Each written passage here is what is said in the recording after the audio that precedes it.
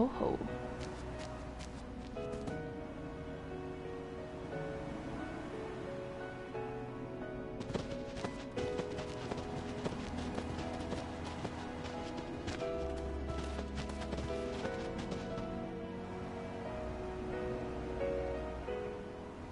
The Calmlands. Long ago, the High Summoners fought Sin here. The road ends here. Beyond, there are no towns, no villages, only endless plains. Many summoners stray from their path and lose their way here.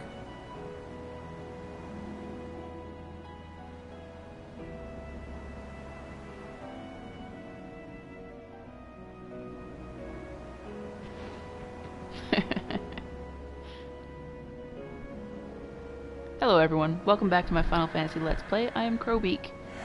And Yuna's taking a break, apparently. I've always known where to go.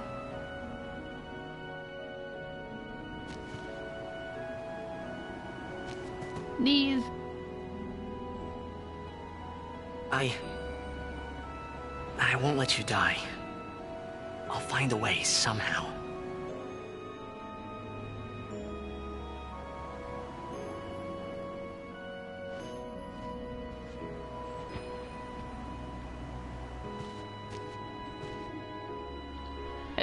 They're embarrassing everybody.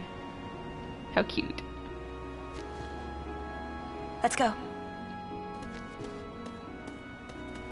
I told Yuna I would find a way. I guess I wanted to believe that words could make it come true. Welcome to the Calmlands. Early in this Let's Play, I wondered aloud why society doesn't settle people here. Ooh, mountains in the background. Oh god, that reminds me of home. The mountains here are rather small. I'm from Alaska, so I'm used to large mountains with larger mountains behind them, and larger mountains behind those visible everywhere. And, yeah. That's just not really a thing. Let's see, Blizzard actually apparently is what I need to use there. It's just not really a thing in Japan. Japan does have a couple places that have some pretty big mountains, but Japan basically is mountains rather than a whole bunch of mountain ranges piled up on top of each other. It is what it is. I like Japan, but I definitely miss the mountains back home. So yeah, that was me being distracted by mountains in the background, which I don't remember being there. I foresee no difficulty. Which I don't really remember being there from the original version of the game. But that's neither here nor there. Guard. You guard. I have not used Riku. She's the one who's going to destroy this, though. Let's pull out Lulu and do something fun with her. So the Calmlands. This is a really big open space, and I wondered early in the Let's Play why they didn't just build here. One of the things that I said was that it was far from the ocean, like in the middle of the continent or whatever, but I noticed just a minute ago that that's not true. Once I get out of this battle, I will move off to the left and we'll be able to see the ocean there, which means it's not actually safe from Sin. I had also completely forgotten the stuff about it being where the summoners of old fought Sin. So there, in addition to not being far from the ocean, there is religious significance to the fact that they're not using this. This is sort of enshrined as part of the summoner's journey towards Xanarkand and getting the final Aeon. And it's even, see, ocean over there. Pretty sure it's ocean. I guess it's kind of hard to tell. Either way, there's still the religious significance of the place. And I didn't need to come into the menu. Hey! It's Old Man History Buff. Let's see. Go ahead and fill that guy up. Or don't? You got 2 B's anyway. Nope. Did not mean to physically attack her. I should be saying more things. Things should be said. Yeah, I chose correctly. Good. Kimari! You attack the shooting. That was good.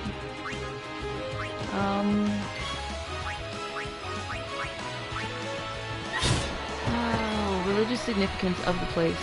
Yes! This is the place that summoners come to late in their journey, and is therefore... It's not really regarded as a place that other people should go, it seems like. I also have to wonder if part of the significance of that religiously, in terms of Yevon, is how close it is to Xanarkand, just physically. Right? What? Why do you have to have Water Strike on you, dude?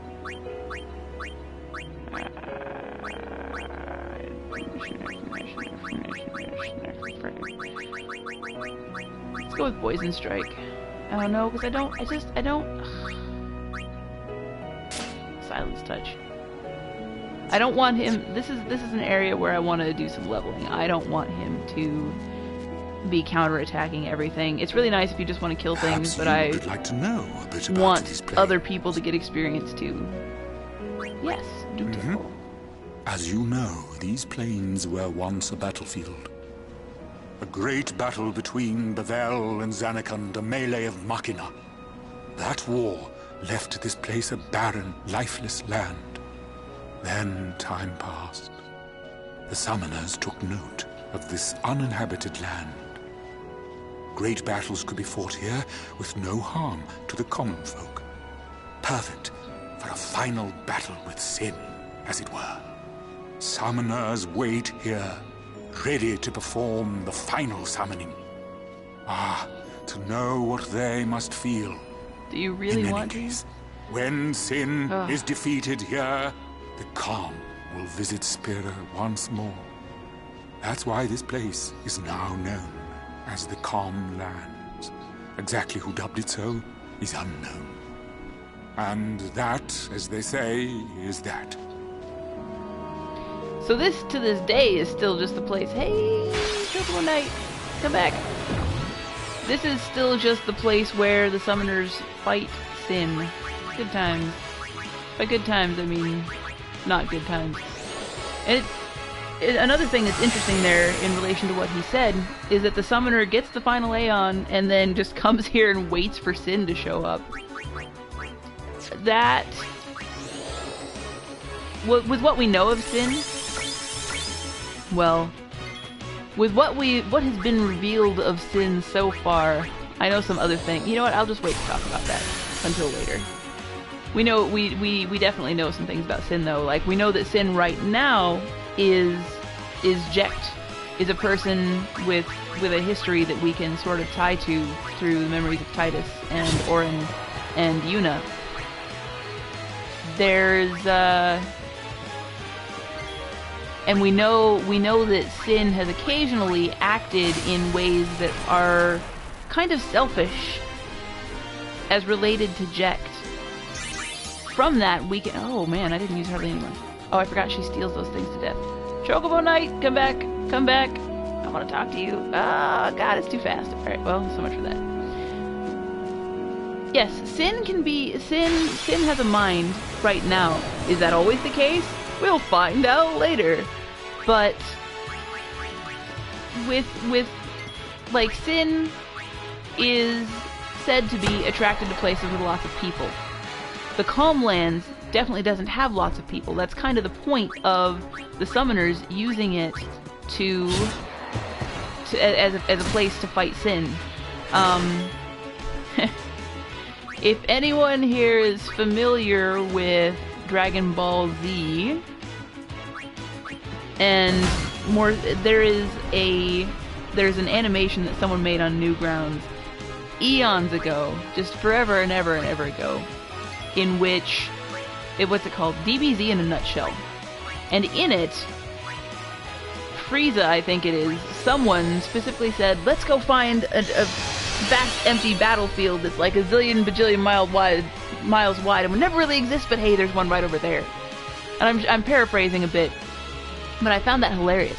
Because the animation was right. In Dragon Ball Z, they always find these completely ridiculous, huge open spaces to have their epic battles in. And in this world, there actually is a large, open, unoccupied space with no people in it for the summoner to have their battles with Sin in. That alone, if you think about it, is a good enough reason to just not settle here. To always have a place where the summoner can wait for Sin to come and do their save the world thing. Which, I don't know, that's pretty neat. And it's kind of neat that they have it justified. Unlike Dragon Ball Z, it's actually justified in the setting. Even if it is just that sort of religious thing they have going on. I hope you'll pardon me. This needs to happen. But, yeah. This idea of the summoners losing their way trying to get to Xanarkand is also a really interesting one. Is that part of sort of the rite of passage for summoners? How much of this pilgrimage... I mean, given the extreme nature of what they're doing, sacrificing their lives... do I actually want to go this way? I don't know. The summoners have taken on this huge burden of Pilfergil. Nope. Definitely not. We'll just go this way. Oh, but there's hit points over there. Yes, we will go get the hit points. Hit points is the thing I want. The summoners have taken on this huge burden, and they all start their pilgrimage knowing what awaits them at the end of it. But at this point, you're getting really, honestly, truly to the end of it. And the closer you get to Spira's Xanarkand, the ruins of Xanarkand, where you acquire the final Aeon, I'm sure the full weight of the choice they have made comes to bear on them. And so, once they've been to all of the temples and gotten all of the Aeons acquired all of the Aeons through combination with the faith and prayer and in this spiritual journey they've been on, they then come to the Calm Lands. And so the last thing they face on their way to getting the final Aeon is plenty of space and time to really think about what they're doing. So in a way, and I'd never thought about this before, but the Calm Lands as the last obstacle towards getting the final Aeon is actually really cool.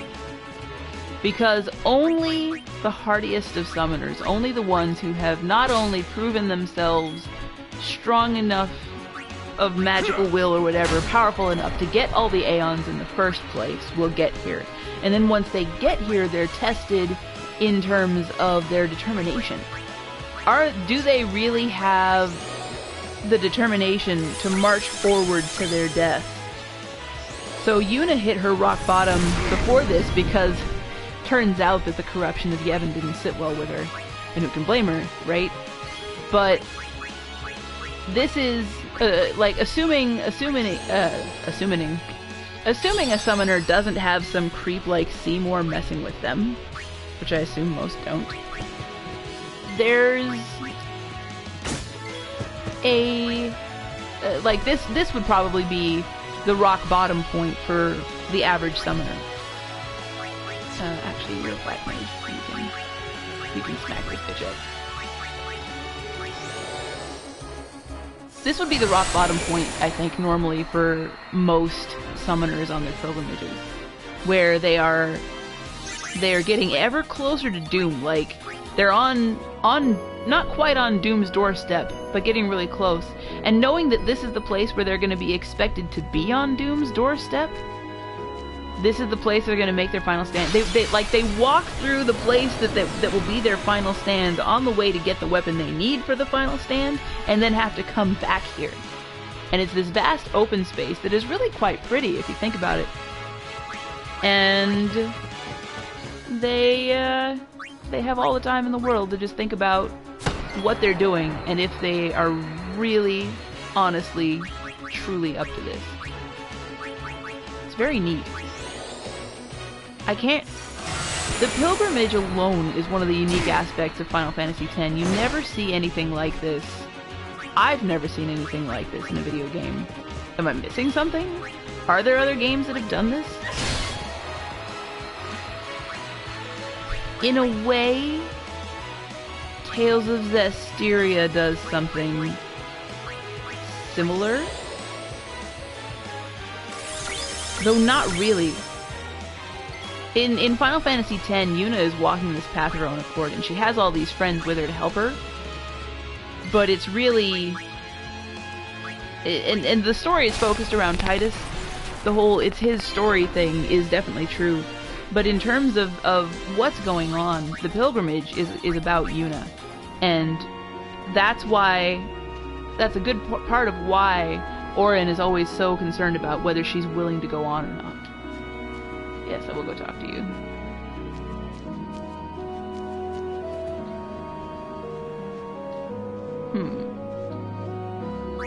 Sure, what do you got? Ooh. And I can afford it. Yeah.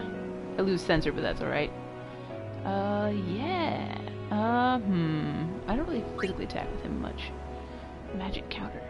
Magic counter. That's for Titus. Does that mean he counterattacks when attacked with magic? I don't remember what these things do. Stone proof and silence proof. Yes. And yes, you will equip that. Auron. No. This is for her. Automed.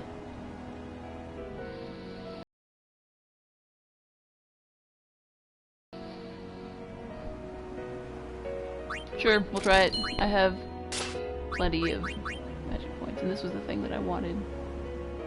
I will buy it, but not equip it right now. Have a safe and pleasant crossing. Where are the chocobos? Darn it, I didn't want to be fighting stuff.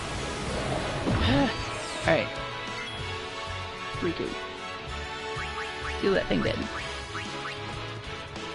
She must have missed the one time we didn't steal it dead. That's alright.